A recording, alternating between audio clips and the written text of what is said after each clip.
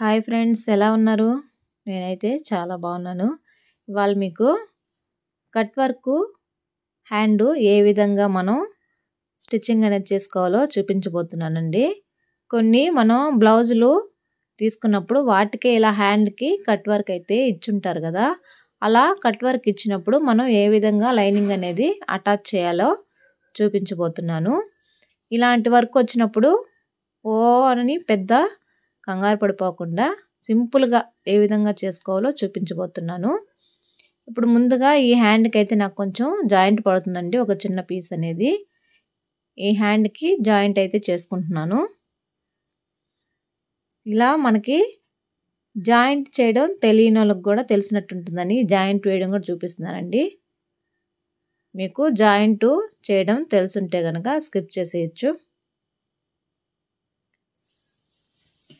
మనం మామూలుగా హ్యాండ్కి కట్ వర్క్ అనేది మనం లైనింగ్కి కట్ చేసుకుంటే ఇంకా కొంచెం రౌండ్ షేప్ అనేది ఎక్కువగా తీసుకుంటాం కదా. ఇది రెడీమేడ్గా వచ్చిన హ్యాండ్కి అలాగే ఉంది కాబట్టి కొంచెం తక్కువగా ఉందన్నమాట.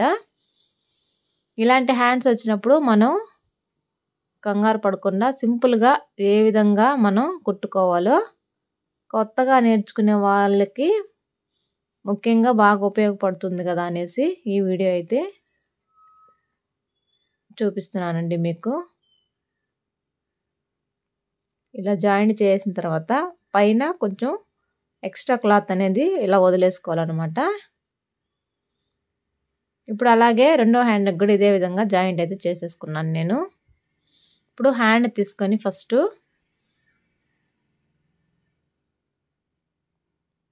చూడండి, ఇలా సెంటర్ పాయింట్కి ఇలా తీసేసుకున్నాం కదా.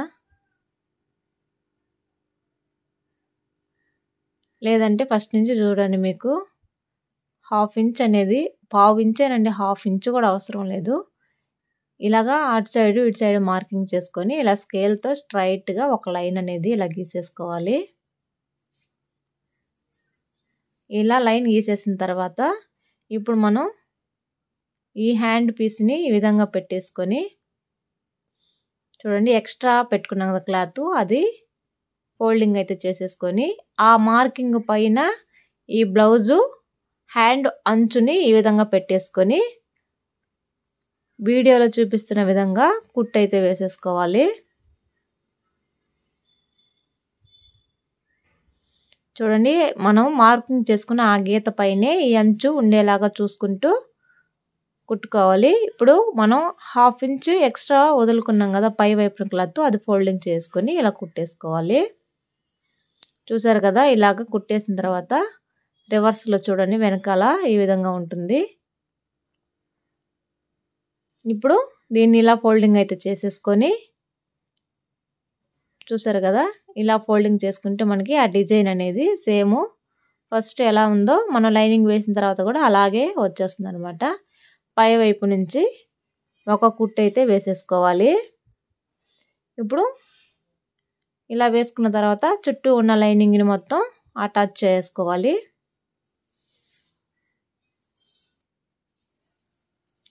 ఈ విధంగా చుట్టూ కూడా అటాచ్ అయితే చేసుకొని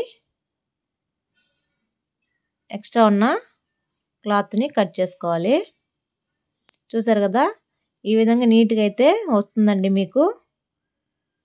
చూడండి, ఇంకో హ్యాండ్ కూడా మీకు చూపిస్తాను. ముందుగా ఇలాగా మార్కింగ్ అయితే చేసుకొని స్ట్రైట్గా ఒక లైన్ అనేది గీసేసుకోవాలి.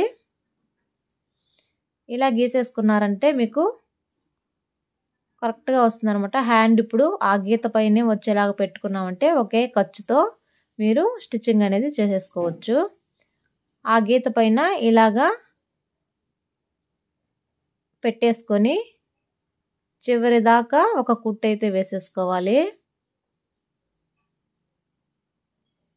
ఇలాగా రెడీమేడ్ కట్ వర్క్ వచ్చినప్పుడు ఈ విధంగా అయితే హ్యాండ్కి లైనింగ్ పెట్టేసుకున్నామంటే మనకి ఇలాగా పైన ఇలా ఉంది కదండి, అలాగా కుట్టాల్సిన అవసరం ఏం లేదు. ఆ రౌండ్స్ ఎలా ఉన్నాయో అలా కుట్టేసి దాన్ని రివర్స్ చేసి అంత చేయాల్సిన అవసరం లేదు. ఇది మనం మామూలుగా లైనింగ్కి కట్ వర్క్ అనేది మనం కట్ వర్క్ చేసుకుంటాం కదా, అలాంటి వాటికి లైనింగ్ని అలాగా కట్ వర్క్ లాగా ఎలా ఉందో రౌండ్స్ అనేవి అలా కుట్టుకోవాలి. దీనికైతే ఇలా సింపుల్గా లైనింగ్ పెట్టేసుకొని ఇలా కుట్టేసుకోవచ్చు. ఖచ్చితంగా ట్రై చేయండి, చాలా నీట్గా వస్తుంది. నా వీడియో కనుక మీకు నచ్చినట్లయితే లైక్ చేయండి, షేర్ చేయండి, అలాగే మన ఛానల్ని సబ్స్క్రైబ్ చేసుకోండి.